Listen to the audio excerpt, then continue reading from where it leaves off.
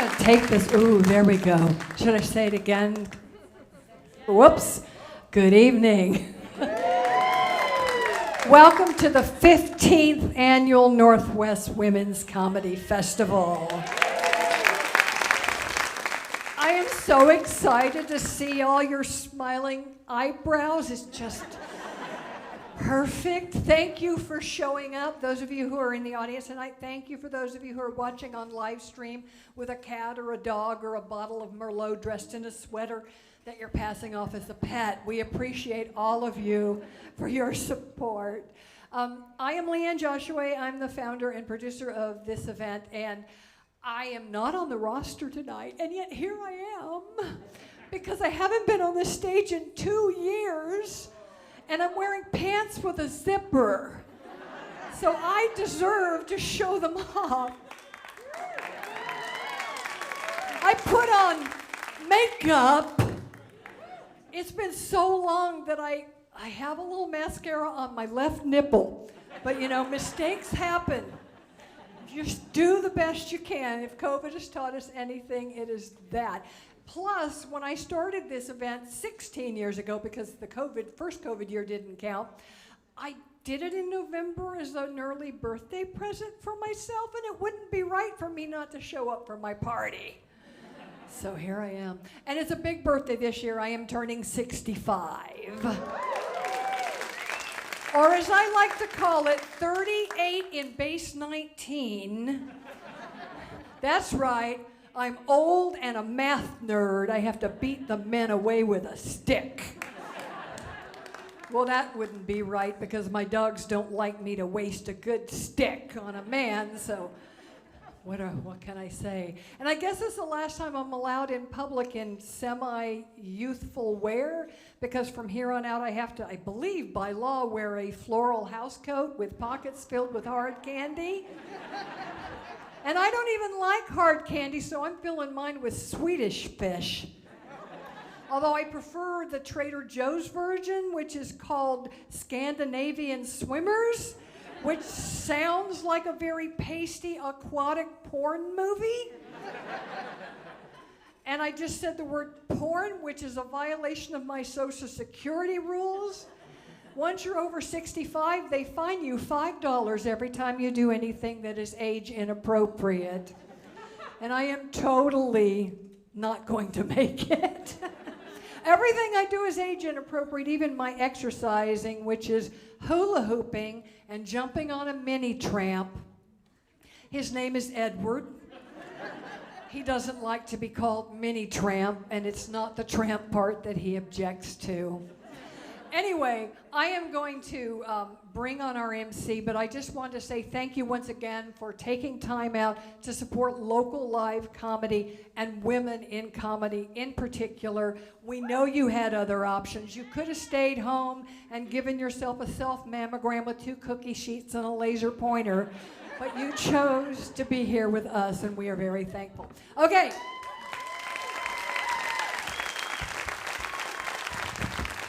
I am going to bring up our MC. Are you ready for our MC? She was born the baby in a family of 4 much older brothers and was the only 5th grader in her Lutheran school quoting Cheech and Chong movies. She is a Eugene Laugh-Off winner, which makes her one of the funniest people in Eugene. She has performed at this event before and opened for Rob Delaney, but she won't be quitting her day job as a human resources lady because she never lacks for material on the job. Give it up for Tricia Glenna!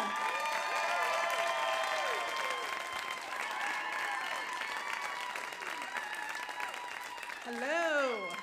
I have my own microphone, so I can get COVID all over this. No COVID, just kidding. Give it up one more time for Leanne Joshua. Yes. She has made all of this possible, not COVID, this comedy festival. We wouldn't be here if it wasn't for her, so thank you, Leanne. Welcome. I am your host, or as Leanne said, MC, for the evening, so you'll be seeing me quite often. Sorry, or you're welcome. I don't know how you feel about it yet. Like Leanne said, this is the 15th annual Northwest Women's Comedy Festival, our 12th here at this beautiful Wildish Theater, and the first where we strip search the audience or made you show your Vax card. I am so grateful to be here, to be alive. We are all survivors. Give yourselves a hand. Yeah. These last 2 years, right? And the 4 before those. I don't have, in a word, it's just been kofefe, you know? I'm sorry for any flashbacks that might have brought up for anybody. I got engaged during COVID. Yeah. I actually met a man during COVID. That's how long this has gone on. It's been a long engagement.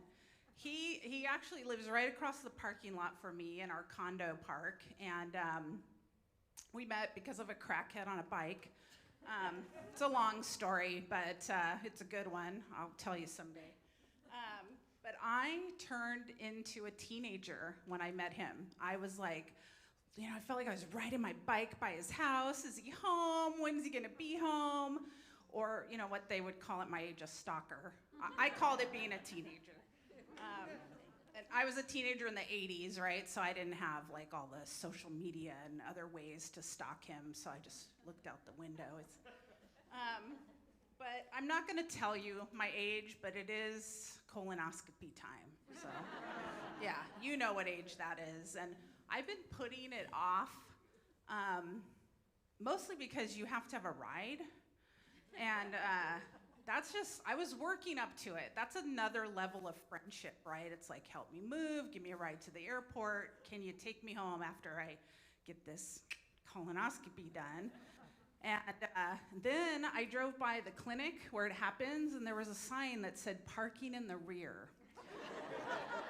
So like I said, I've been putting it off, but I have it all now. I have a guy who lives super close, but not in my house, and a ride home from my colonoscopy. So I'm living the dream. I have been divorced twice, so I've learned a few things about relationships, or at least I want to tell myself I have. But really what it is now is it's just yelling to each other from other rooms. That's pretty much a relationship here in the 50s. It's, where's the hot chocolate? I'm yelling, in the cupboard. And he's like, what cupboard? The cupboard with the hot chocolate in it. This is a real conversation in our house, and it didn't move since the last time we got it. It was in the same place. You know how that goes. But he's great. He will do anything for me. I can just only ask for one thing at a time. And but yeah, I see some of you have men too. And he felt really bad, that he forgot, but part of being in a relationship is admitting when you've made a mistake. And I told him, it's my fault. I gave you too many instructions at once, and I told him it's not you, it's all men, so yeah, thank you for laughing at that one. But he's a really good listener. He's empathetic. I told him one night, just talking about feelings, and I said, sometimes I feel like I'm crazy. And he said, I feel exactly the same way. Yeah, I'm not sure, but I am gonna marry him. 3rd time's the charm. Yeah. So I looked up, what does 3rd time's the charm mean? And it's an old English law that if you survive 3 hangings, you get to go free. So that sounds right. Pretty, pretty ring. Just look at the pretty, pretty ring. But yeah, I'm going for it. I don't want to get hurt. And, the last thing I want to do is hurt him. It's still on the list, though, but it's the last thing. It's the last thing. So, I got my notes. It's been a long time since I've been on stage. So I have my notes here, and tonight's show is going to be a little shorter than usual to match our COVID attention spans. I'm getting close to bedtime here, so try to keep this energy going. And we'll have a short intermission for everyone to keep safe. It'll be short, and we're asking you not to mingle with strangers or take off your masks during that intermission. There are 9 hysterical comedians on the roster, including me, which I probably should have mentioned earlier. I'm hysterical. Thank you. From all over the state and Tacoma, Washington. So let's welcome our first comedian, Emily Jackson. She is the Florida woman you've never heard of and proud of it. She has no upcoming shows to promote, but if you want to read her dissertation, it will be available when it's done and not a minute sooner. Emily Jackson.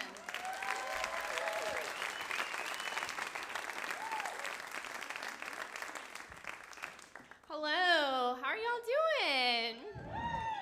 Amazing. I've lost all of my social skills over the last 2 years. No idea how to respond to that. But now that we're all best friends, I have a really big confession to make to all of you. You seem really nice, so I feel comfortable telling you this, that I'm from Florida. Yeah.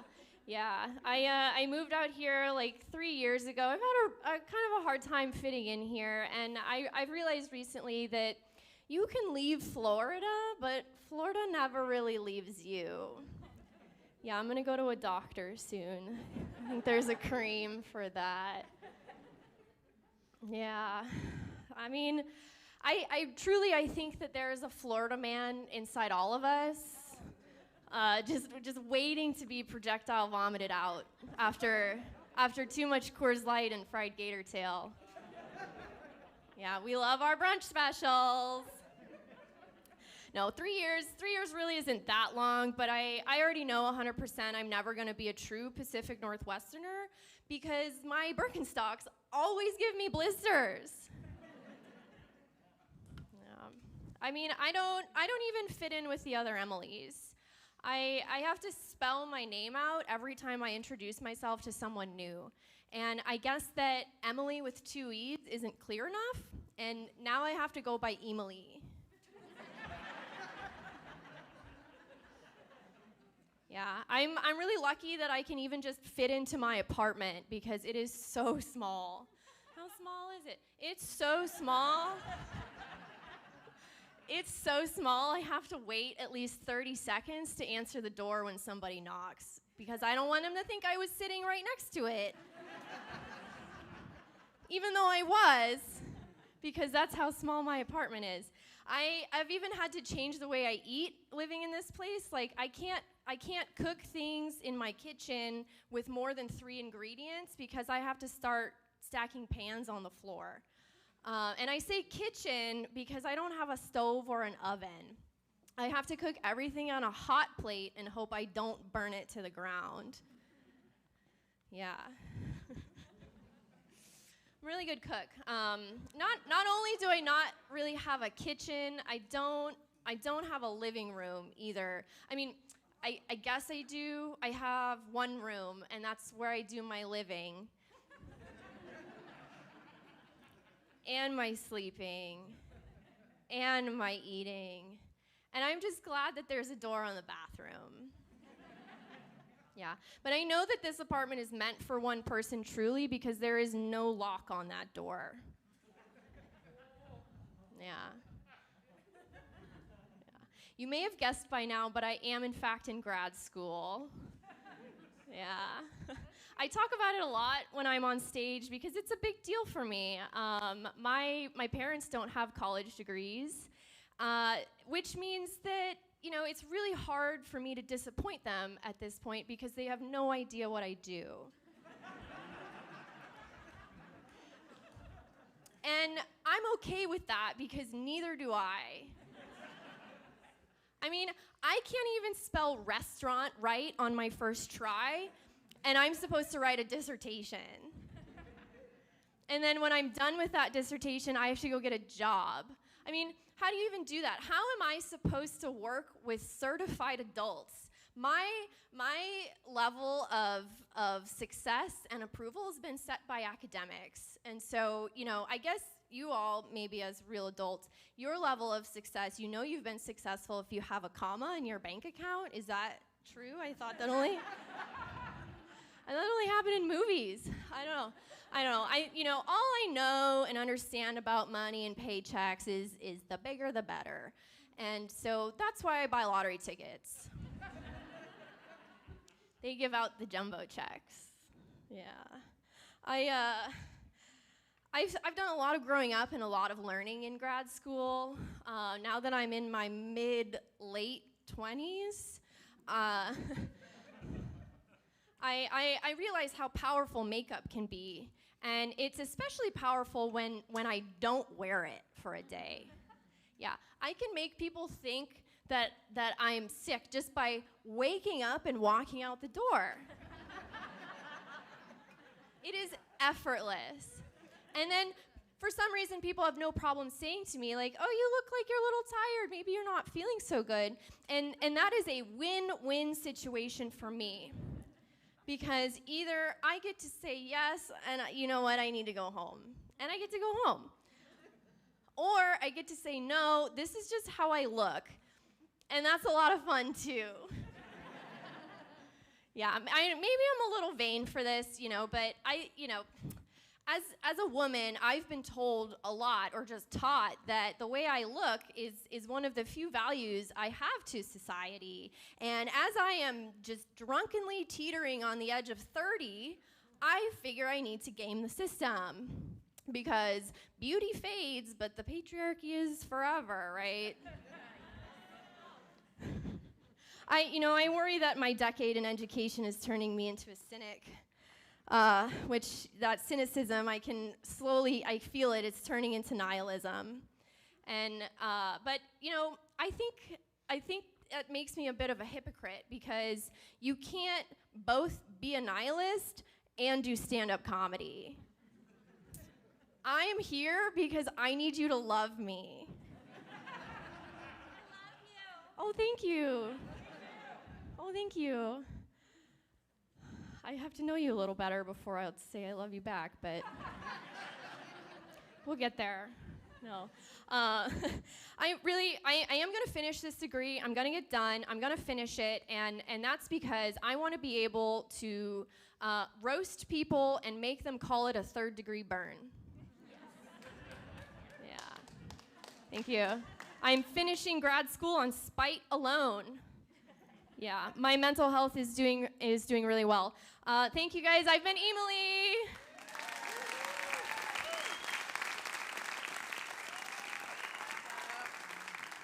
Show Emily some love. We love her. Awesome. You ready for your next comedian? Yeah. Bethany Grace Howe is a transgender woman attempting to date and parent in a pandemic world. When she's not working in emergency services with survivors of disaster, she's making people laugh. Bethany has performed right here on this stage, as well as at Chinook Winds Casino Resort, the National Lesbian and Gay Journalism Association Conference, and as a regular at Tracktown Comedy. Please welcome Bethany.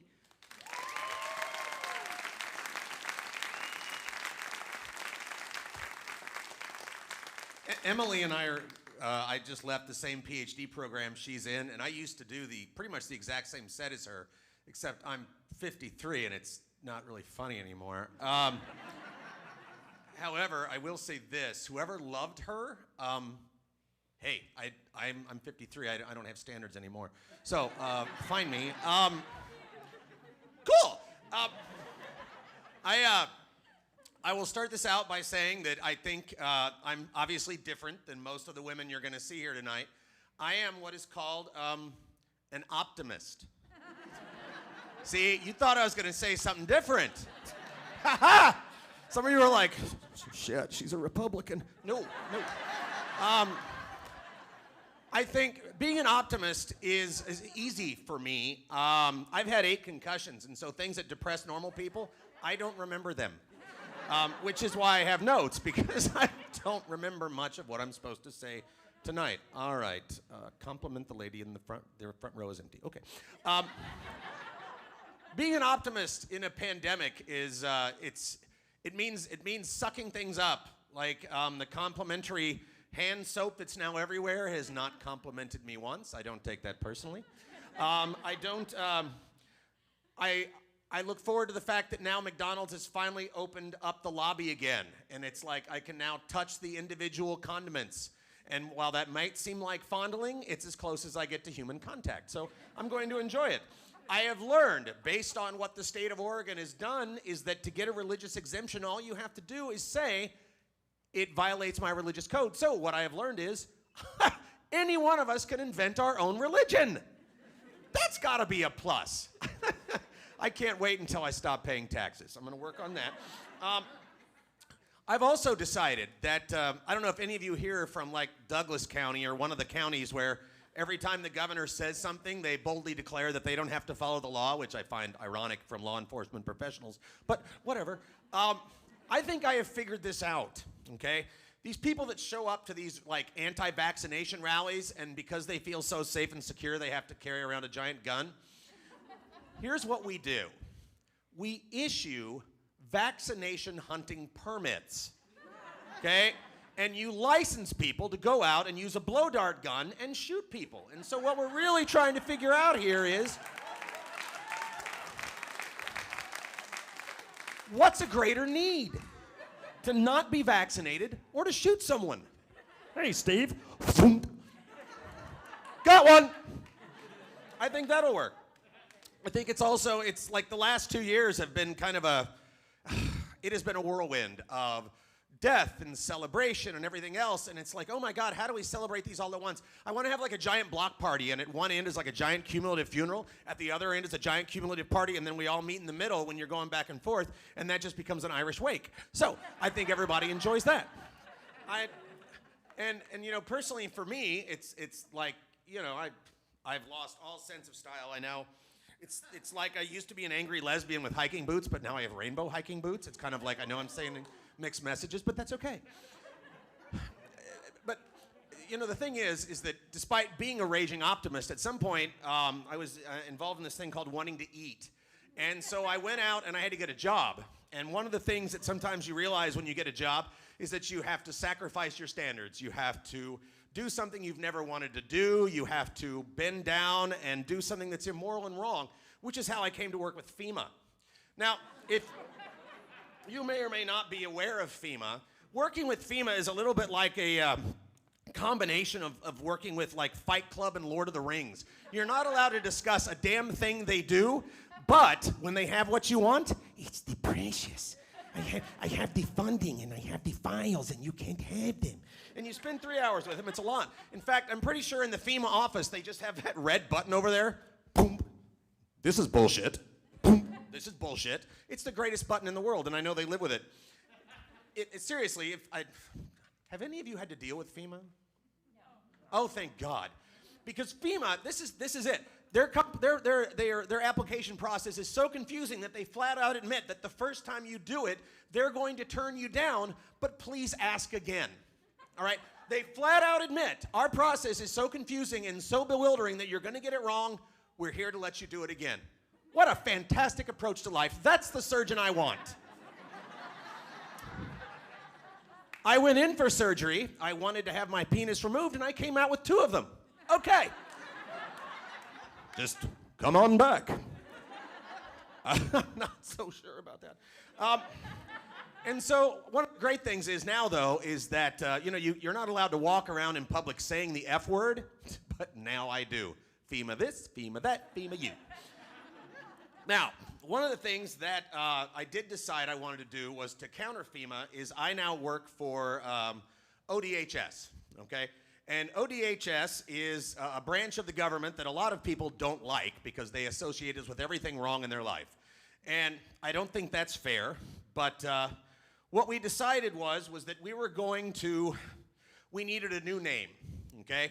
Can't go by DHS anymore. DHS is bad. Can't go by DHS. So let's spend some money. Let's explore. Let's branch out. Let's call ourselves ODHS. Wow. So when people ask me, what does that mean, I realize it still carries a lot of baggage, and so I just tell them it's orgasmic Disney ham sandwich. Thank you. Now, I joke, but I do love being in Oregon. Oregon is a great place to be in the middle of disasters, okay? First of all, I have to admit, sometimes I'm kind of like people like, you know, when the tsunami comes, I'm just gonna die. And I'm like, yeah, but what if you live, asshole? Then I gotta take care of you. But that's my job, and I appreciate it, okay? And I think that's okay. Now, this is a state where you have a tremendous amount of faith, okay? When there's like a drop and cover drill and you all dive under your furniture, you're diving under IKEA furniture. Good for you. You're gonna die, but it's a nice thought, okay? And one of the things I think is great about this state is that we know how to survive. And this is for a few reasons. Number one, I mean, this is a state where we have a marijuana dispensary every 14 steps. So if things get too bad, just get baked, all right? Dude, wave. Let's surf. All the way to Springfield. All right? And finally, and I think this is important, is we are the people from Oregon Trail. And despite dying of dysentery 85 times, we keep coming back. Thank you very much. Have a good night.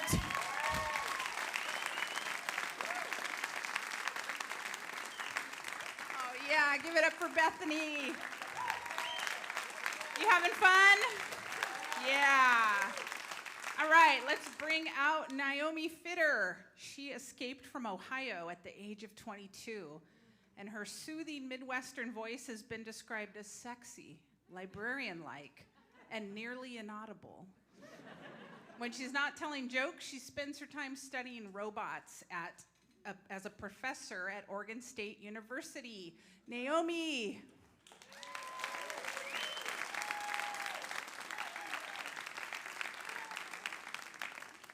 Thank you. You all seem very kind. It's too bad I'm terrified of people. Thank you. It's true, I'm very quiet and also introverted, so thank you all for being here today. This may be the only time my voice is heard all year. Like many socially awkward individuals, I often use sound effects in place of normal human words. Like, maybe woohoo means I'm really tired and I'm trying to keep myself awake. Or shoo, shoo, shoo means I'm Midwesternly talking to you, but I've become uncomfortable and would like to leave. Or wee means I'm repressing my rage at rush hour traffic into a tiny ball within myself that will explode about biannually. You might be wondering if I mean biannually twice a year or biannually every other year. That's part of the surprise.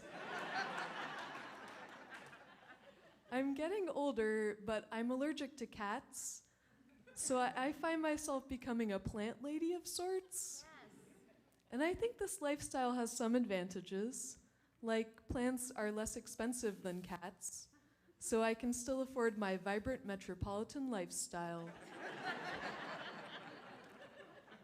Plants are also lower maintenance than cats, so I still have plenty of time for doing science. Thank you for barely laughing. Women should do science.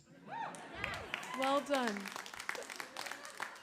The only problem, though, the problem with plants is raids by the federal government. That joke gets a little less funny every year. I also keep a pet Roomba. You know those vacuum cleaning robots? I thought it would be a hardy pet choice because it's inanimate and made of metal, but I still managed to kill mine through neglect. I left it in a hot car with the windows rolled up, and some of its transistors exploded. R.I.P. Roomby. A little more about me. I'm a millennial. Not popular. You don't have to like millennials for the joke. I'm a millennial, so my favorite color is YOLO. I love drinking Mountain Dew Code Red, but I tried to quit a few years ago when I learned that it contains flame retardant. Now I drink it only occasionally, just enough to keep my smoking hotness at bay. Feisty. I'm not very good at grinding on people. Occasionally, some guy will come up to me at the club and try to dance on me and soon give up, finding my moves tense and inadequate. And what makes grinding hard for me is I don't understand where the penis goes. And it's hard for me to anticipate, like, which gyration direction is coming next. So, ladies, if you're having trouble with creeps at the club, try my approach to fending them off. Overthink the mechanics of grinding. It is very effective. You might be able to tell from that joke that my man type is squishy, nerdy, pasty programmers. That's what I like. So a while ago, in search of a man, I thought, these guys gather on the internet, I'll try online dating. And while preparing for my first OkCupid date, I got a call from the guy. He said, I was really nervous to meet you, and I overdosed on anxiety medication. And now I'm in the hospital. These looks can kill. After that, I tried J-Swipe. It's like the Jewish Tinder, but no luck there either. I was living in Ohio at the time, and my nearest match was 683 miles away. Not a lot of Jews in Ohio. So in search of better odds, I decided to move out to Seattle to be closer to the mothership of the squishy, nerdy, pasty programmers, Microsoft. I practiced my nerdiest pickup lines, things like, I wish you were my derivative so you could lay tangent to my curves. Thank you. Or, Newton was a fan of heavenly bodies in motion. Are you? Or even, hey boy, are you a 90-degree angle? 'Cause you're looking right.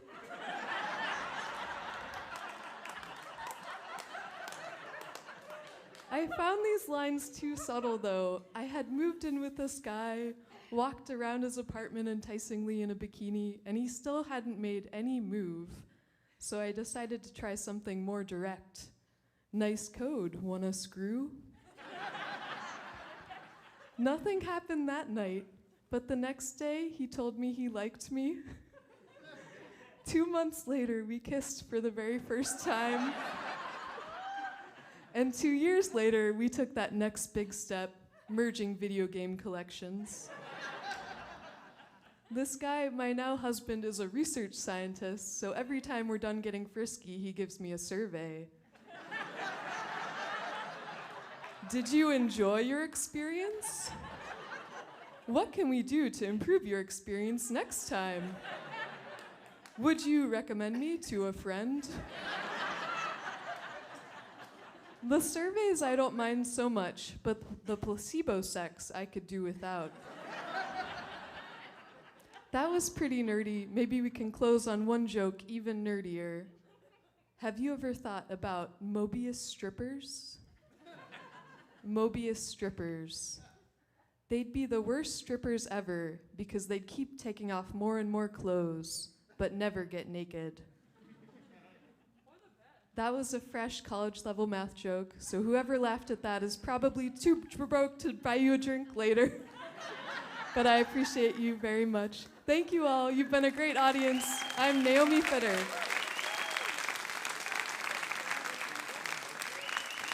Give it up for the smoking hot Naomi Fitter. I'm gonna have to look that one up when I get home.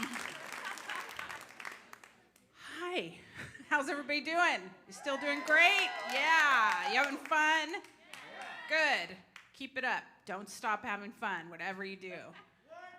What? All right, let's bring out our next comedian. Joanna Goslin delights audiences with her quick wit and observational style. She was voted class clown in high school and has been making people laugh ever since. Here is some actual audience feedback for our next comedian. I didn't get the joke, but the way she explained it was really funny.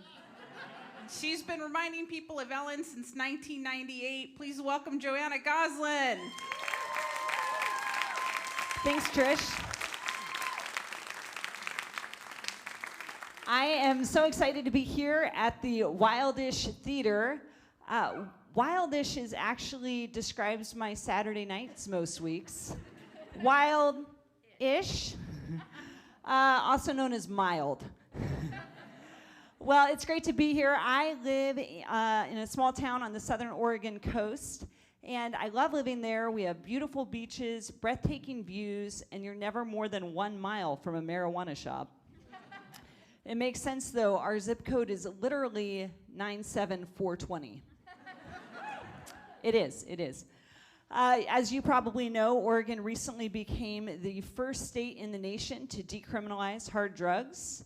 And at the same time, we also legalized psilocybin, known as magic mushrooms.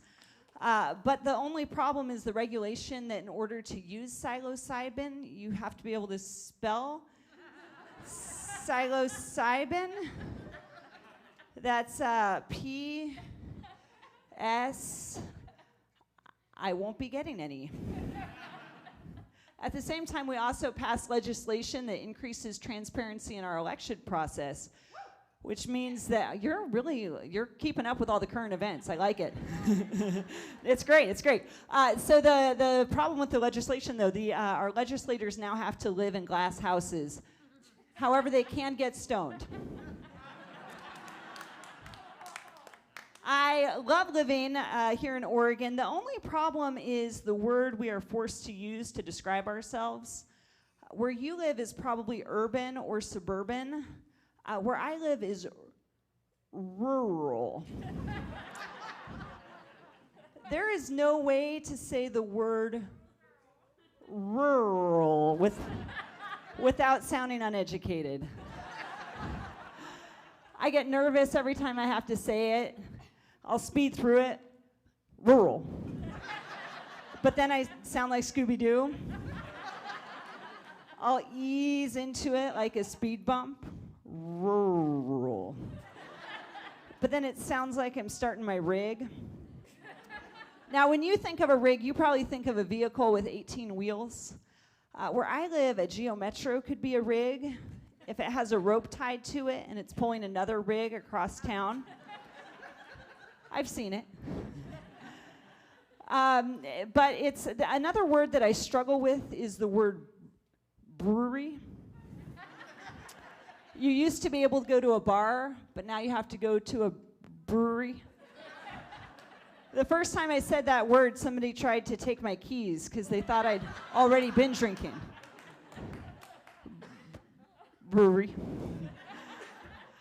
I recently had a small town rite of passage. A total stranger came up to me and said, "I think we're related." And it turns out we are. It was my husband's cousin's husband's sister's daughter.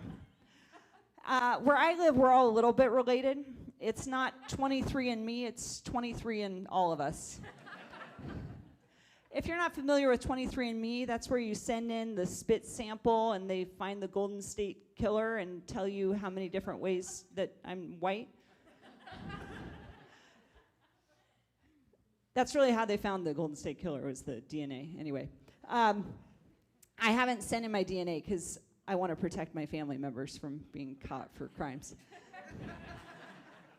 When I'm not telling jokes, I run a not-for-profit. That's what I call my family of 5. The IRS doesn't agree, but, whatever. I am a mother of 3, wife of 1. And I'm about this much taller than my husband, so he married up. He's like the Bush versus Gore Supreme Court decision, 5'4". I told that joke to my daughter who's in high school and explained it to her, and she kind of got it. Last week, she came home from her civics class and was like, "Mom, I finally understand that joke now." So if you don't get it, there's civics classes available for you. So my husband's shorter than me. It's fine. I mean, the only issue is I always have to be the bigger person. Because we don't see eye to eye. But he's a good sport about it. Now, speaking of sports, I recently ran a marathon. Thank you. Well, actually, I helped run a marathon. I sat at the finish line and punched in numbers as people crossed the line. So I was helping. I have been thinking, though, that I should start working out. Seems like everybody I know has a Fitbit. They're trying to get their 10,000 steps in every day. 10,000 steps is a lot. It's intimidating for a beginner. So I joined a 12-step group instead. Turns out it's not about exercise. But the good thing is I now have the serenity to accept the things I cannot change. So this is it. I also joined a support group for unfit mothers. Also not about exercise. But it turns out I'm a decent mom. And I hope I've been a decent comedian tonight. Thank you, everybody.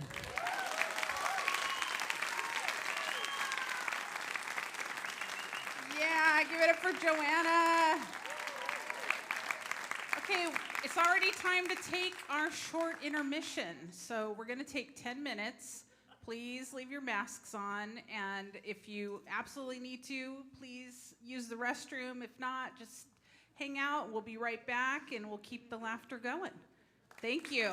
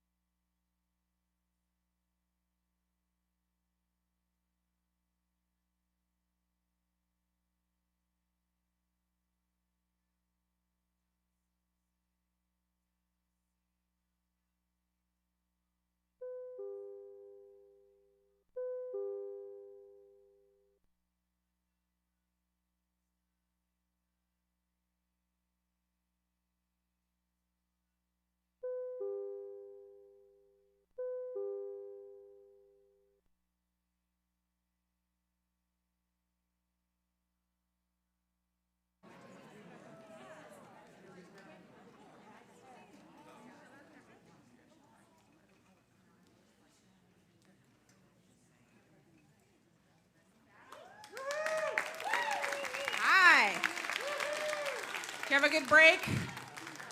Nice. So I was thinking about one thing. You know, I talked about I'm in a relationship now, and one thing I'm a little bit sad about, and I heard about this from someone I used to work with, and you don't really need to know that, but I'm going to say that because she's here tonight. But I won't say her name. But she told me about this thing where, you know, you do online dating, and you start chatting with someone, and you feel comfortable, so you share your phone number, and then all of a sudden, here comes a picture of this guy's junk. And yeah, I hadn't heard about that, and I posted about it on Facebook. I said, what is this about? And someone I know said, you know, if I wanted to see your junk, I'd go out on a date with you. I don't know. Maybe I am older. We don't wait till the third date anymore. I mean, you don't get the lobster and all that first. But you know, there's a reason it's called junk. Okay? Don't send those pictures. You know, balls are gross is what I'm getting at. Okay? Thank you. Thank you. Welcome. Thank you for coming to my TED Talk. Yeah. All right, you ready for our next comedian? Yeah, me too. Lindsay Robinson is the only comedian. Let me finish. No, I'm just kidding. She's the only comedian on this year's roster who is also a drag queen and a former Mrs. Oregon Plus America. Wow. Yeah. She has organized and performed in comedy shows in and around Eugene and Springfield, and is regularly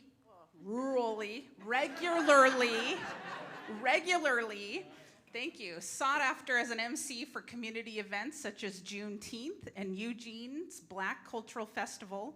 She is also a member of the Out of Our Minds improv troupe. Please welcome Lindsay Robinson. What's up, people? Oh, y'all looking good out there. Hey, let me hear all my men say hey. Let me hear all my ladies say yeah. Let me hear all my gender nonconformists say this is 2021 and we did not need that. It's good to see y'all tonight. Yes, I am Lindsay Robinson. When you heard the name Lindsay, I guess you expected something a little bit more anemic looking. Yeah, that's okay. I am the only black Lindsay in existence. You can tell everybody when you go home tonight, I saw a unicorn. It was me. Yeah. Yeah, that being said, though, usually I'm the only woman, too. So let's give it up for all our winning comedians. Yes. We all stopped menstruating just long enough to come be funny for you. There you go. You're welcome. You're welcome. I told my period, no, I have to go be funny. It doesn't listen all the time, but tonight you're lucky she listened. Yeah, I don't know what she's talking about. I know you don't like balls, I get it. I'm sorry, everybody, I am a dick connoisseur. I don't have a problem with male genitalia. I don't have a problem with female genitalia. I don't have a problem with genitalia. You know why? 'Cause tingles. No, she knows later on. We're gonna get together, we're gonna look at a bunch of tennis balls and reminisce about the good old days. Anyway. No, I have, in my day, been a little bit naughty. I might have been a little bit wild. But now I'm wifed up. Yeah. Somebody put a ring on it. He liked it. Yeah. But now I gotta behave myself because I can't do the things I used to do. He gets me in trouble. Yeah, but even though you're married, you can still be a dick connoisseur. Yeah. Yeah. They say you can't change a hoe into a housewife. That's mainly because hoes won't do it for free. Yeah. But I do get dental. Yeah, I'm certain, though, that my husband has the best genitalia in the world. which is why I agreed to being with it and only it always. It is lovely, it's beautiful. So much so that I decided it needed a name. Oh, yes. No, this is the thing. How many of you guys name your junk? Nobody. Women, how many of you have named your man's junk? Nobody. Are y'all even out here fucking? Is anybody? Nobody? I'll fix it after tonight. We got a room full of virgins. It's not gonna be like that when I'm done. No, I decided that it needed a name. I can't just say junk. That's not nice, calling it junk. So I wanted to name it something nice. I said, honey, what do you think about secret? It's like, secret, why? I said, because it's strong enough for a man, but made for a woman. It's good, it's good. He didn't like that one. He didn't like that. And I was like, well, he's Scottish. So I was like, what do we call it? The Scotland Yard. Figure out some mysteries. Like where I put the cucumber. Ha! Yeah. He also did not like that one. He's a very hard crowd. And I said, okay, I got one more, but if you don't like this one, I'm done. There's nothing anyone can do. He said, okay, fine. I said, how about pill? It's like, pill? That's a little herpes free clinic-like, but okay. I said, yeah, pill, because it's white and hard to swallow.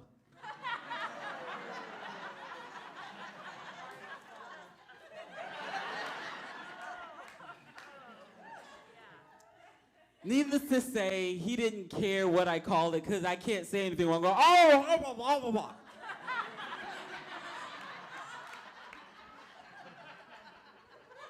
I could call it Eleanor for all he cares. It doesn't matter. No, this is the thing. My husband is a really kind, understanding man. He's a really, really sweet man. But he had to slow me all the way down because once we had kids, I was doing things I was still doing when I was single, you know? Like I said, I'm a connoisseur. And I don't know about anybody else in here. But when I give fellatio, I do it the right way. I do know about everyone else in here, because I'm the only one, huh? Yeah, that's what I thought. All right. I'm not going to be the only one after tonight, because I'm going to teach you how it's done, okay? You swallow. That's how it's done. If you read the manual, that's how it's done. That's just how it's done. If you don't like that's how it's done, sorry, it's in the manual. But you swallow. It's what you do. It's just reflex for me. But I realized that over time, you have to change your technique. You grow up, and you have to mature. You can't be, fixing your drawers in the back of a Buick like you used to. You don't know my life. Anyway. So I'm with my husband, and here I am, all pregnant and beautiful and happy. And we're getting down, right? You know what I'm saying? And finally, I decide that I want to slob upon his knob. And when it gets to that moment, and he grabs my hair, because he's a white boy and don't know better, and he grabs my hair, and I know what's happening, and he goes for it, and I swallow, because duh. And then he looks at me, all satisfied and happy, and he sees my face, and I'm terrified. Baby, you okay? I said, yeah, I'm all right. But I just realized everything I eat, someone else gets. I made my baby into a cannibal. I keep telling myself it's like extra protein, she'll get strong. She'll have really luscious hair. It's just the way I can, handle the fact that I fed my kid jizz, I'm working on it. But it's fine, this is the thing. Maybe she'll be like her mom and have a really good relationship with food, Maybe, clearly. But I mean, we all have a good relationship with food. People tell me, Lindsay, you know, maybe you should exercise. Maybe you should think about losing a little weight. This is the thing. I don't want to lose weight.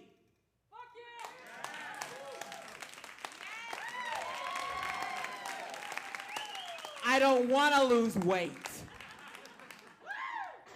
Because if I lose weight, I'm in danger. See this? This is my self-defense system. I'm telling you right now, you ain't roofing me and putting me in your trunk.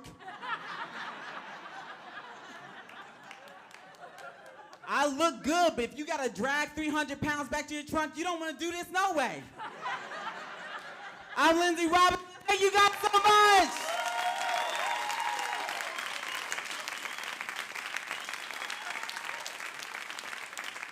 Oh yeah, Lindsay Robinson, everybody. Wow, she schooled me on balls and I look good. Yeah.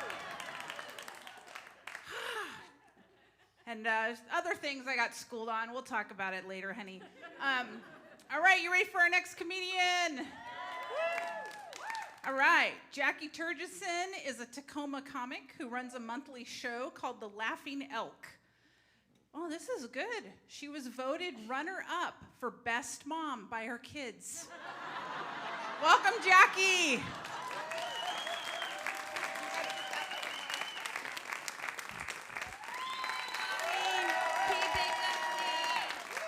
Is this thing on? Testing. Can you guys hear me? Yes.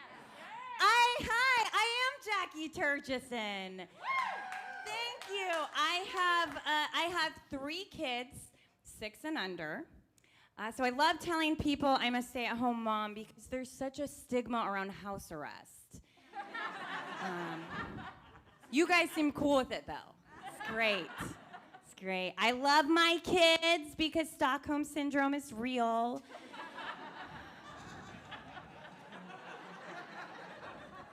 I remember when I was younger, I'd be like, I can't wait to be a mom one day. I meant one day. It's a lot longer of a time commitment than I realized. It's crazy. I like to think of myself as an upbeat person because I'm good at turning anything positive, especially pregnancy tests.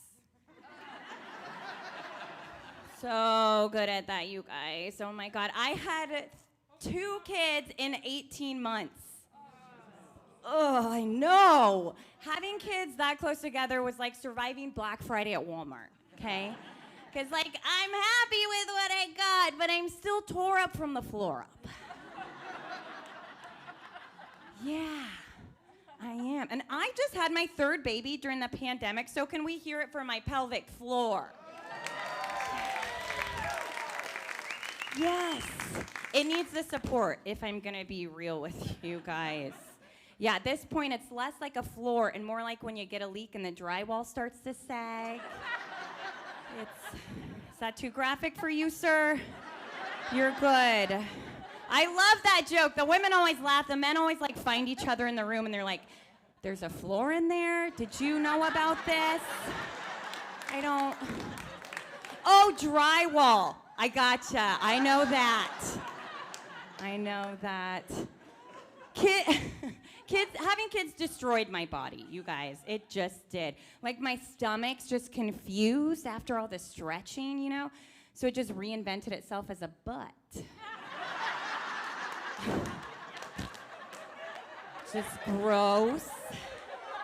Then I bought mom jeans. Tuck it in, give it a proper home. Yes, I call these my Tupperware jeans because it's where I put my baby leftovers. Yes. Still fresh. Delicious. After I had my kids, I sweat like more than I ever have. But don't worry, ladies. It's totally natural, okay? It's just your body's way of flushing itself of all your hopes and dreams. Yes. It's an important part of the process. Yeah, my boobs got huge, which is fun. But now, yeah, because of all the sweat on hot days, you gotta lift them up, stick some deodorant on underneath. It's great. Yeah, instead of a great rack, motherhood gave me a second pair of armpits. I've got tit pits. Just gross. Yeah, I just finished breastfeeding for the 3rd time, you guys. So my boobs, they're a lot like beach balls in September, okay? Yeah, because they're totally deflated, like they're not the right shape, and everyone's done playing with them. Yeah. Yeah, at this point, my body is a lot like when they open a restaurant in an old Denny's building.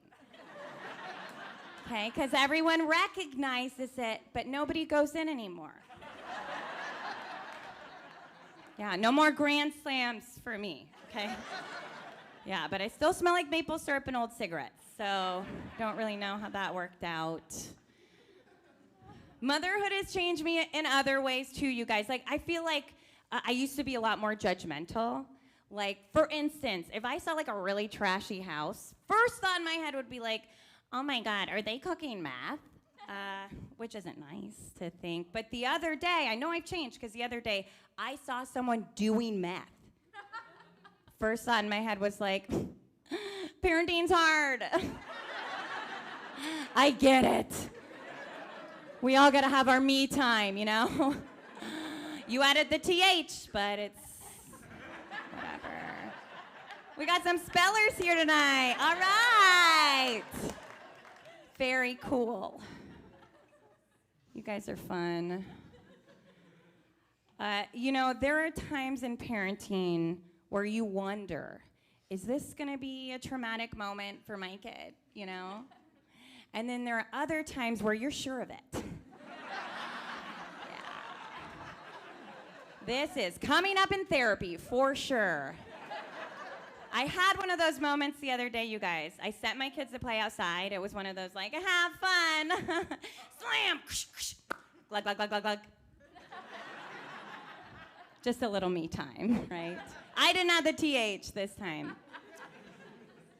So I'm just settling into my 2nd glass, 4th, and I hear my kid. He's like, Mom! And I run outside, you guys. My 5-year-old had opened the recycling bin and found all of his old artwork that I had thrown away. My God. It looked like the final days of Enron out there, you guys. Paper just flying everywhere. He was like, I'm ruined.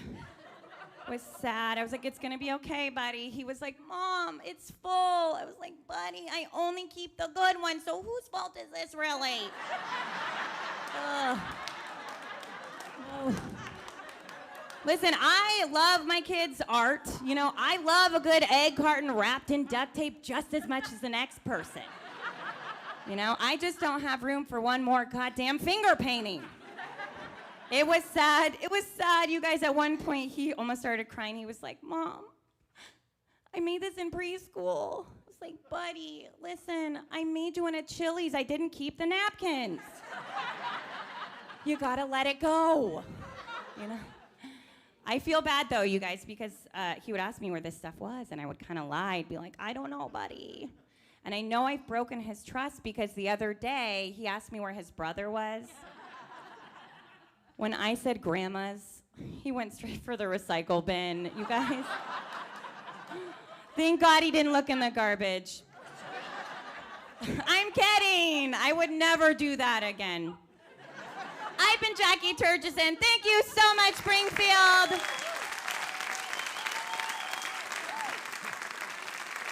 For Jackie Turgison. All right, are you ready for the first of our co-headliners this evening? Yeah. Bahia Mudd is a Native American comedian from Yakima, Washington. Is that how you say it? Yakima? Yakima, that's weird. Yakima, Washington. She has been a featured comic at the annual National Indian Gaming Commission Conference, has played with the Powwow Comedy Jam, and is a founding member of the Angry Moms of Comedy Tour. She can be seen at comedy clubs and casinos everywhere. Please welcome Bahia Mudd. Hey, guys. Keep it going for our host tonight. And all the ladies. My name is Bahia Mudd. I am from Yakima, Washington. I know, totally starstruck. You guys don't even know what the fuck to say. I'm from Yakima, for God's sakes. We're known, man. Yakima's known. Yes, it is. We have award-winning methamphetamines and apples. Because we believe in recreation and nutrition. Here from Yakima, I am a mother. I've got a bunch of kids. Looking at my kids is kind of like looking into a box of chocolates. Except for that white one. For sure an Altoid, for sure. We're very diverse. We've been working on a remake of We Are the World. We're gonna send it out for Christmas with a little card attached that says, for just 32 cents a day. I love all my kids. It's especially fun to take them all to the grocery store at the same time. No, it's not. Looks like I'm running some kind of unlicensed daycare center. And everybody's just eyeing the white one. Are you okay? Like, I don't know. People think they can ask me really stupid questions like, oh my God, do they all have the same dad? Sure. He's Calico.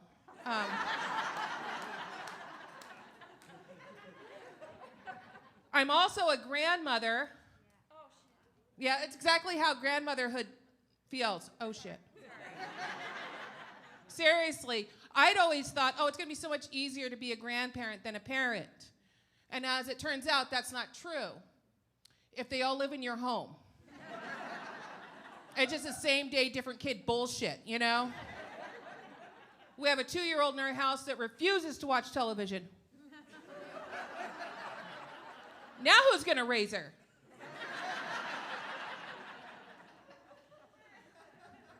I also have a 26-year-old stay-at-home son.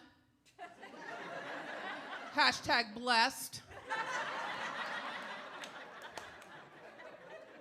We also have a kid in our house that refuses to lie for anyone else's sake. It never seems too bad till he does it to you. Till he strikes. He's just like a little white snake. He got me when I got pulled over. Oh, no. Yeah, exactly. I got pulled over, and we're sitting there in the car. Cop walks up, and I rolled down the window. Before I could say anything or lie, the cop asked, well, do you know why I pulled you over? And I just looked in the rearview mirror at my son. Like, take it, Josh, take it. And he said, texting and driving. I'm gonna have all you guys know right now, he's the white one. Liars, snitches, tattletales, all of you.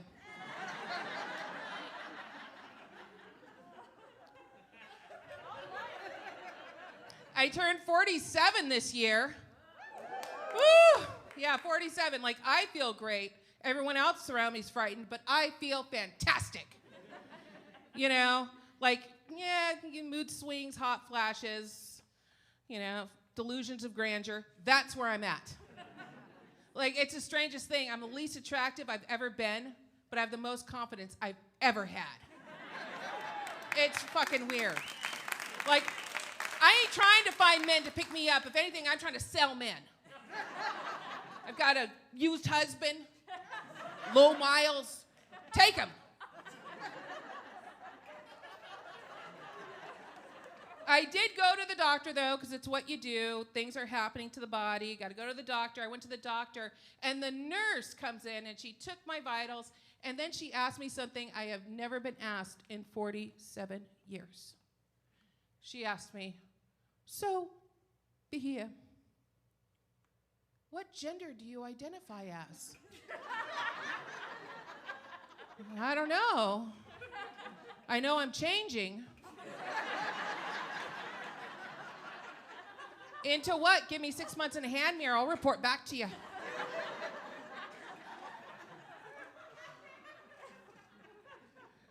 She told me there's a natural way to help with hot flashes and mood swings. It's called quitting sugar. I said, how about murder? She said, no. So I did. I quit sugar. I leveled out right at bitch. It's where we all live now, just bitch. And my husband has concerns. We're laying in bed the other night, and we're watching the ID channel, which I love. We're watching the ID channel, and he just says out into the darkness, he says, babe, I think that you have an unhealthy obsession with revenge. I was like, psh, whatever. And I grabbed my phone and rolled over. And I Googled, why do I love revenge? The results were astounding, guys. It was astounding. I couldn't even believe it. You know what it said? Every single time a human being plots revenge on another human being, their brain produces the same amount of dopamine as when you eat a donut.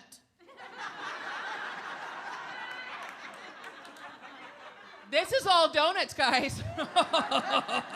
You just wait.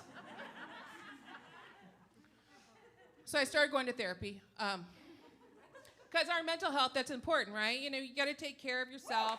Best self-care, therapy.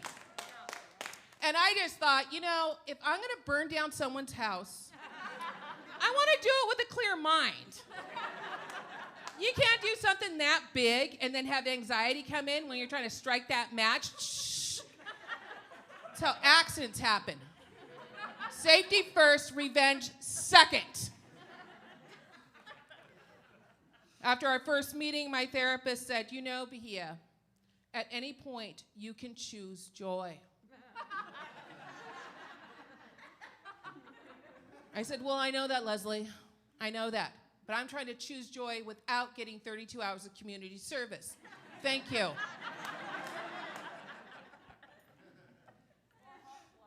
Or hot flashes. Well, I want to give somebody a fucking hot flash.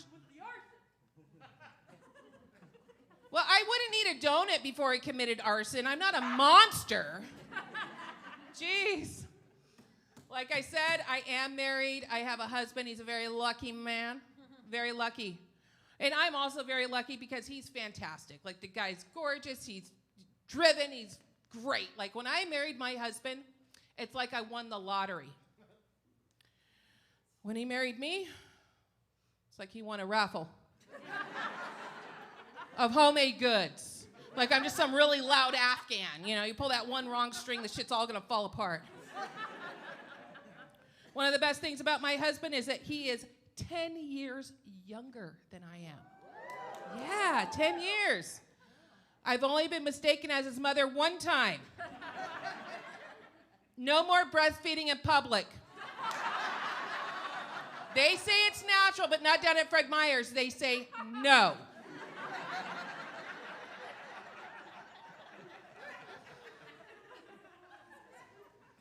Dating, I mean, the best thing about a younger man is that they don't have as much baggage as an old guy. Sure, they have a backpack. Throw that shit in the closet. I got with my husband when he was so young, I got to watch his balls drop. Right into my purse. Right next to the chapstick. I have a pro tip for every lady in this room. If you can find a man under the age of 25, their brain is not done developing yet. And you can get in there. You can teach the truth. You can mold the truth. My husband paid a $150 gas bill for 7 years. We've never had gas.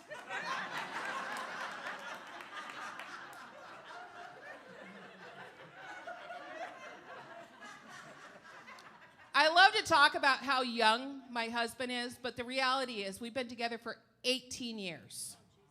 Well, if you count 2020, we've been together for 38 years. Wasn't that long? It was so long.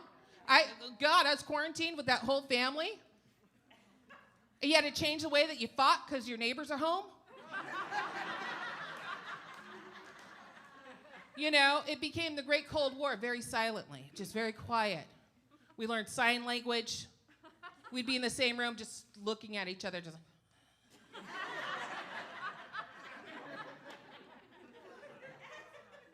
I had to find a way to fight with this guy and to win. And I was never the laundry person pre-COVID, but then I became the laundry person, and I found out that there were perks to being the laundry person. Because I realized if I didn't set the hamper exactly in the same spot that it was, right next to the closet door, every time he came around the corner, right in the thigh, and he'd yell out, "Son of a bitch!" Oh, it was so addictive. I'll tell you what, I started doing laundry every Wednesday and Friday. Give it to me. That's a long time to be with another human being. It really just is. I've started having this reoccurring nightmare. It's a nightmare where I cheat on my husband with my husband. Not even dream him. Just regular Thursday night him. Started to realize things about my husband during this time that I did not like, that I never noticed before, like his breath. It's not bad. It's just stupid. If you know math, don't let my husband breathe next to you. You will never know math again. We've been together so long, we can't hang out with new couples because they do weird shit. Like each other. Like, get out of here. We're not into that. We'd invited a couple over because we were so excited. You know, COVID things were going away. Like, come on, let's invite some friends over. So we invite this new couple. They've been together for 4 months. What a fucking nightmare. They came and sat on the love seat. It was very sweet. Me and my husband sat on the couch. Arms distance. And then they kept like, ha ha ha, and touching, ha ha ha ha. We didn't even know what to do at that point. We ended up locking eyes. And usually if we lock eyes, we're trying to send each other a very silent message, which is always, stop it. This time we locked eyes, and then he didn't know what to do, I didn't know what to do, so he just reached over and grabbed right onto my tit. Shit. We had sex that night, and we didn't even want to. Gross.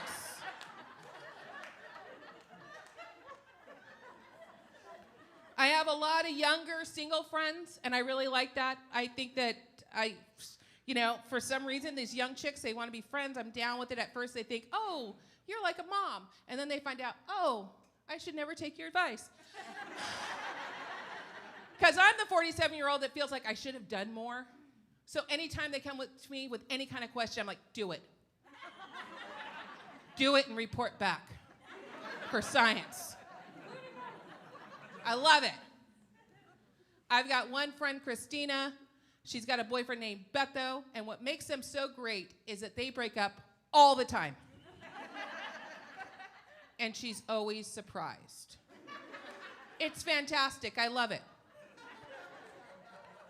This last time they broke up, she gave me a call. She was frantic, and she was like, oh, my God, me and Beto, we broke up. And I was like, oh, no, why this time? And she said, well, he was cheating on me. I said, how'd you catch him? She said she downloaded a GPS app onto his phone. Am I the only one that hasn't stalked somebody since the 90s? Come on, guys. What the hell is this GPS on a phone? What? I haven't stalked someone since it meant something. When you had to put work. Like, you had to really like that person. Like, it was not only an emotional investment, it was a financial investment. You had to have a friend that was just as crazy as you are so that you could call them and be like, Connie, I need to know what Eddie's doing. She'd be like, girl, I'm coming. And she would show up with all the supplies. She would have sleeping bags, granola bars, and water, because even if you're a crazy bitch, you need to stay hydrated.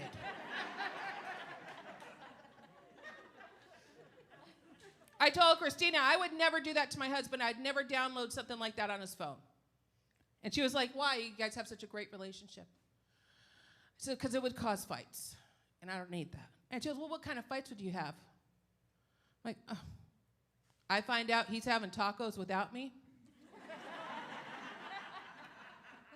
He can't even say, oh, I didn't know you were hungry. I'm always hungry. That would be his cheat meal, and that would be a divorce. Thank you guys very much. My name's Bahia Mudd.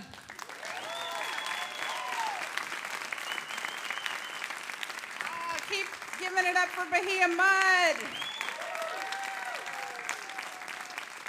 All right, before I bring on our next and last co-headliner, I have to do something here, so just talk amongst yourselves while I let our timer person, Angela, know that for this last person, lighter at 15, and that's it, okay? Okay, awesome. Thank you. All right. You ready? Yes. Yes. Thank you. Jenny. I know that, yes. Anyway, that's another story. We'll tell that later. Okay, Belinda Carroll is an accomplished comedian, writer, and vocalist. She recently opened for Cameron Esposito at the famed Mississippi Studios. And she just ended an 11-show tour across the country, which at the end of, she recorded her debut comedy album, Clown Car, which is gonna be released 2/22/22. So very exciting. Write that down and please welcome Belinda Carroll.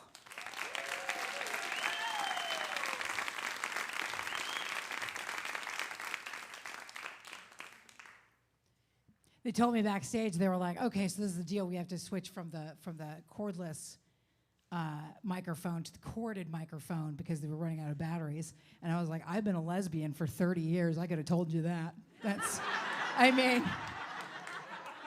who doesn't bring extra batteries to a party? You know what I mean? It's very rude. That's why lesbians love Costco, because you can get the whole thing for like $1, and then you're set. But then they're called like electricity batteries, and you're like, what the hell is that? And they last for like a day. It's bad. I wore this outfit, and I was very nervous about the show because, you know, like the pandemic, you do a show like once every like month now, and so I was like, oh, I'm gonna dress up, I'm gonna like really do it, you know. And so I decided to wear this outfit, and then I was backstage and took a selfie and realized I just looked like Snow White after the divorce. Like the prince just got caught fucking Mulan, so she had to move back in with the dwarves and take up her old job. It's not going well. I brought notes out with me because I quit drinking 6 years ago, but I still smoke pot. And so, because I wasn't ready to give up fun. I was like, okay. And so I brought my notes out. I am so excited to see everybody out. I was really paranoid during the pandemic because I was like, it's just like I woke up one morning and was suddenly the protagonist in a Russian novel. I was like, what? I was like my priorities totally changed. Like I wanted a girl with like a nice 401k and a nice like 5-year plan, and then I was just like, do you know how to skin a squirrel? I need that right now. I tried to date via Zoom. Did anybody try to do that? It's like Snapchat without getting naked or anything. You're just like, what are we doing here? It's like a business meeting, but yeah, it's a date. It's very strange. I was not a big fan of that. So I lost a bunch of weight before the pandemic, and then I gained it back kind of during the pandemic, which I'm really grateful about because I realized that I was losing too much weight because white guys started hitting on me.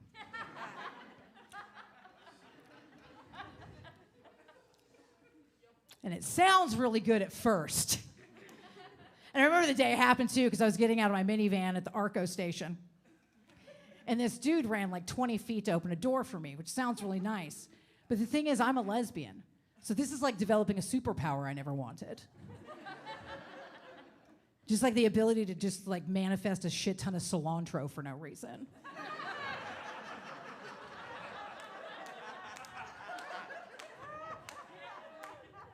It's like, well, what do I do with this much cilantro? And then for 80% of the population, cilantro is a fine garnish. But for 20% of the population, that shit tastes like soap. And it's always trying to get in my taco. It's an extremely frustrating situation. Was that too far to go for a pun? I came down from Portland today, and apparently there was a game. The reason I know there was a game is because there was like 5,000 Dodge Ram trucks with flags flying out the back, and a big O on the back of their truck.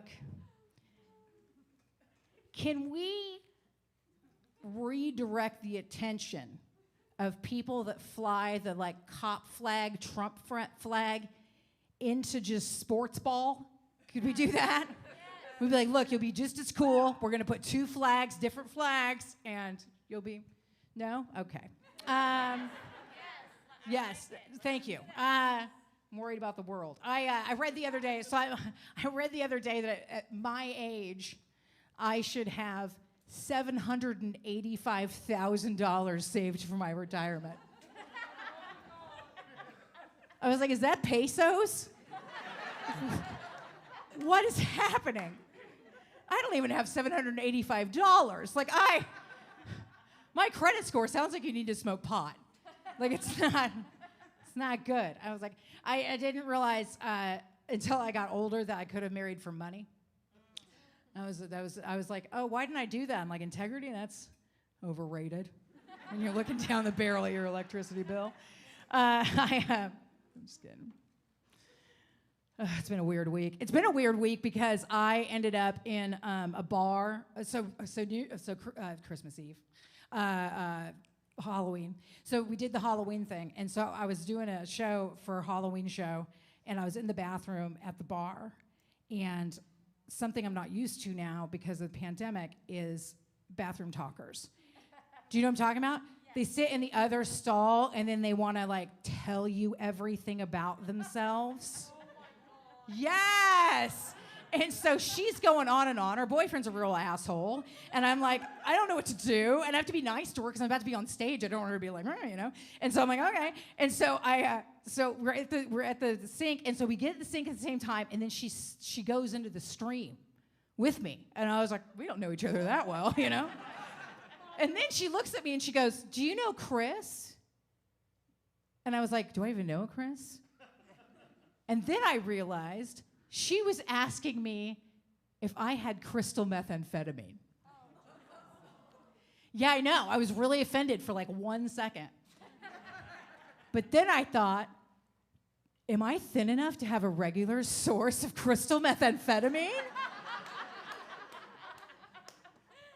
Ma'am, you have no idea how hard I've worked for this moment. Very, very good. We're having brunch next week. We're best friends now. She gives me life advice. It's going very well. I don't know what I want in dating, so everybody's going through. Do we have any polyamorous people? Yeah.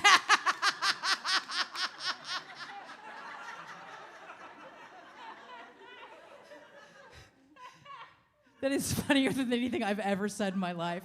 Did you hear her? She goes, yeah. I didn't say anything, but I'm right here, and I'm polyamorous. Yay! Are you? See, that's the thing. They want their own parade. Me. Are you solo polyamorous? Or are you partnered polyamorous? Are you solo for now, partnered later? No. That's called dating. No. I don't want that in my house. You don't want that in your house? Yeah. Well, that was Solo. all right then. I feel like polyamory is funny because it feels like a very exhausting game of musical chairs. I don't know what's going on. I was dating like 3 people at the same time for a while, and I accidentally texted one of them something, and then suddenly that was an issue. And I was like, but aren't we polyamorous? Isn't everybody okay with everything? She's like, well, I don't want to know about it. And I was like, I don't think that's polyamorous. I think that's just you being mad at me all the time. You get it. I don't like, I'm a top, which is like weirds people out because I'm all femmy too. It either weirds them out or they're rolling into it. It just depends. But I don't necessarily want to be like a daddy. I want to be like a fun aunt. Like, can I be? That's what I want to be in the relationship. Like, I want a couple that's like real together. Like, they have like a house and shit. Like, all the shit I don't have. Like, I want to have a house and like a boat and shit. And then I just come over and I go, hey! And then I just like do them. And then I leave. And then I go on about my own life. And they have talks about their feelings or whatever those people are doing. That's been the best part of being single, I'm telling you what, is just not talking about my feelings to somebody all the fucking time. Joyful, I'm telling you. And if it's not, you won't even know, because I'm not gonna fucking tell you. So, you don't even need to know what I'm thinking. I went to the South. I don't know why I went to the South when I could have just gone to Eagle Creek, Oregon. I went to the South and I was like, no. This looks like sisters. I don't understand. I don't even know if I've left the state. But it's fun. It was very, very fun. I had a very good time. I had a lot of conversations with people. And one of the conversations that I got to have with somebody in like BFE, Mississippi, too, which was more gratifying, is this woman, and she goes, I was against the same-sex marriage thing because, y'all can't get married because it's against the Bible. And I was like, ma'am, if God thought homosexuality was such a big deal, don't you think he would have put it in the top 10? Right? Instead, it's in Leviticus, which is the glamour magazine part of the Bible. It's like no shellfish, no mixed fibers, no white shoes after Labor Day. It's just like, I don't get it. Like, and then I used to sing at straight weddings, like in the early 2000s, and I never saw a dude in the back going like, I owe her dad 40 shekels and 3 goats. I don't know what I'm gonna do. Just not happening. And I didn't want to get into with her the fact I date trans people because I thought it would blow her fucking mind. I was just like, oh, we're gonna keep this. This is the thing. My family's like, I came out when I was 15, and so my family's just. My niece called me because I posted on Facebook I had a date, and I was like, oh, he was really nice. This is really great, blah blah. And so she calls me and she's like, him? Did you like switch teams? And I said, no, I didn't switch teams. I just got on a more confusing one. Think of my sex life like soccer. Nobody knows what the fuck is going on until I score. And then there's a riot. I don't know why. I have no idea. That was the most unintelligible heckle I've ever had. And I did shows in Coos Bay, so that's. I've been down there. Good Lord, I'm telling you what. I've been trying to date. I've been trying to get back into dating. I'm a little too sensitive to bullshit now. That's the one thing. Like I get halfway through the date and I'm like, nope. But I met somebody and I was like, oh, maybe this is gonna go into like a third date. You know what the third date is? No panties date. And so I was like, oh, but this is the thing is that it's been a pandemic. So this shit looks like the yard around an abandoned building. Just the grass is all overgrown. There's like 2 pit bulls fighting for no reason. There's a broken down Camaro.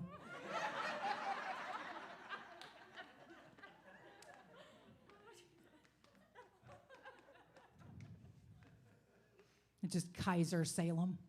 You know what I mean? Just kind of that. That kind of look. Yeah, so I got to shore it up. I got to figure it out because, like, I'm 45 now, and I accidentally hit on a 23-year-old the other day, And she said, well, don't you think that would be a little May, December? And I was like, it's mid-October at the very latest. Like, what do you... So I'm going to stop. I mean, we all knew I was going to become a cougar. That's not even a question, right? I mean, I was dancing with somebody the other day, and I was like, what's going on? And then I realized, I was like, oh, I'm the fun mom now. Fantastic. I developed the biggest crush in the history of crushes during the pandemic on Rachel Maddow, the lesbian news anchor. I never thought that I'd be in a hotel room masturbating to MSNBC. She's the hottest. So anyway, I wrote a song about her. Does everybody want to hear it? One day I was watching MSNBC. I saw a short haircut and oh lordy be, Rachel Maddow, your interview skills out of sight. I just want to occupy you every night. You state an opinion that I like. I feel like I've been hit by a mandated airstrike. Rachel Maddow, you make this girl wanna cry. You get me going with Gaza Strip and Palestine. So Rachel, if you ever want a bone, I'll supply you with my unmanned drone. Rachel Maddow, you make politics a lot of fun. And even in a recession, I still want to give you some.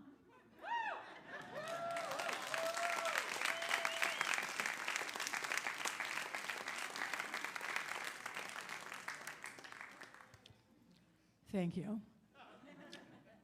I mean every word of that song, too. Except for I really want her to be able to go on location again because it makes me feel like we're role-playing. I wish that was a joke. She's been married for 27 years. That feels like it's going to work out. I'm like, do you stay single just for the widow? After, you know, like, you're like, I'll hang out for anyway. I just bought a weighted blanket. This is where we're at. I got a weighted blanket, and then I realized that they're actually 20 pounds. Like I ordered the 20 pounds one, and I was like, oh yeah. And so the guy was standing at the end of my stairs like this, and then it said, sleep in a hug on the side.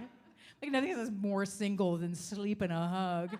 And so I get it upstairs, I'm like, oh. And so, yeah, so now I just don't make my bed because I don't have time to work out.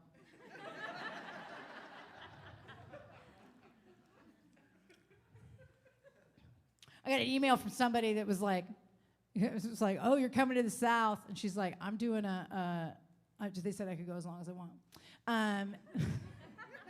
That's what they said. No, I'm just keeping you here for 4 hours. No, I'm just gonna do this and I'll get out of here. But no, I got an email from somebody and she was like, it's the subject was homosexuality study sociology. And I was like, oh yeah, I'm open to that.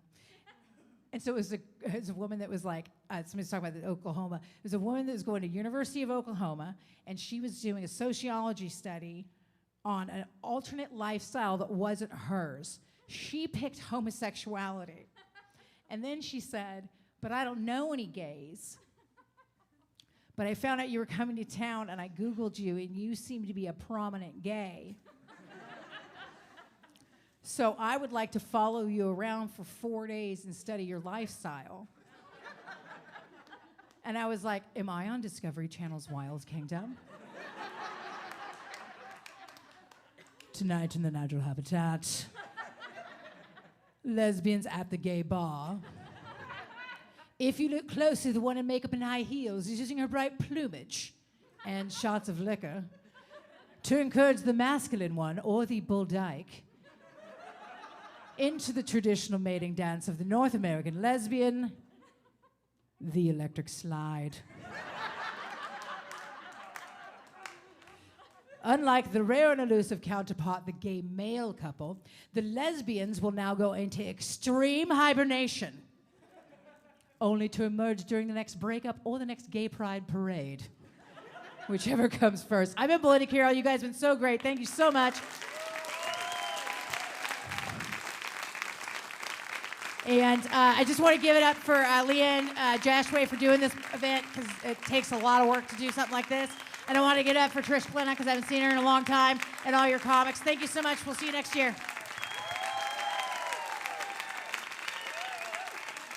Keep it going for Belinda Carroll.